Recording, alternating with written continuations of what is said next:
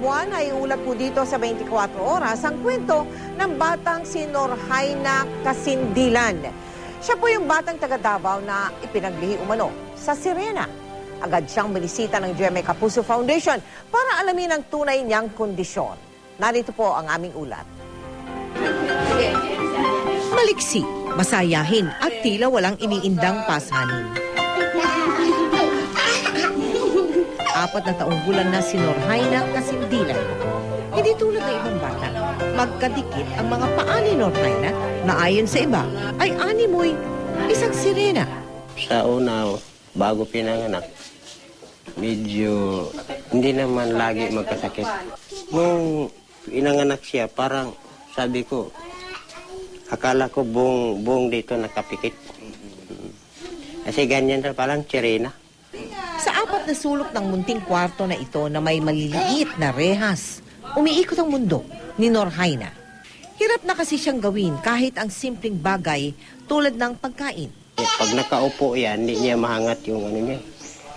Yung kamay niya, ibig sabihin yung kumain siya, hindi niya makakain. Pag na-balance siya, dito tumama yung ano, magtama yung ulo niya sa sahig. Pumanaw ang ina ni Norhaina ilang buwan matapos siyang isilang. Kaya naman tumatay yung ama't ina, si Abdul, para sa anak. Paminsan-minsan lang siyang nagkakatrabaho bilang construction worker.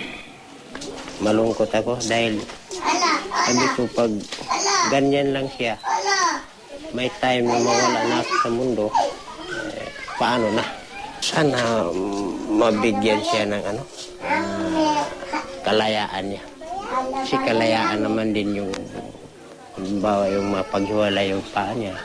Kaya naman para maibsan ang hirap ni Abdul, nagtungo ang GMA Kapuso Foundation sa Davao at agad ipinakonsulta si Norhaina sa mga espesyalista. Meron siyang evident na congenital problem sa skeletal system. Ang pinakamagandang gawin is to do MRI para makita natin ang problema sa kanyang skeletal system as well as sa kanyang soft tissue.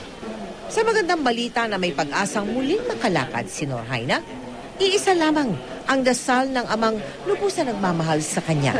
Sana yung nakapanood sa amin, lalo sa anak ko, ang hangad ko lamang ay mapaghiwalay yung paa niya nakapikit.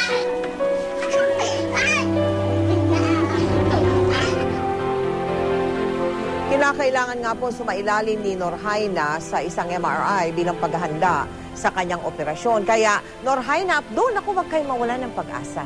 Maraming salamat po kina Dr. Jose Matilak at Dr. Ryan Lonzaga na sumuri sa ating baby. Sa mga nais pang tumulong kay Norhaina Casindilan, maaari po kayo magsadya sa aming tanggapan o magdeposito sa aming mga bank account o saan naman sa ngayon na Cebuana Luwalier o mag-log on sa www.kapusofoundation.com.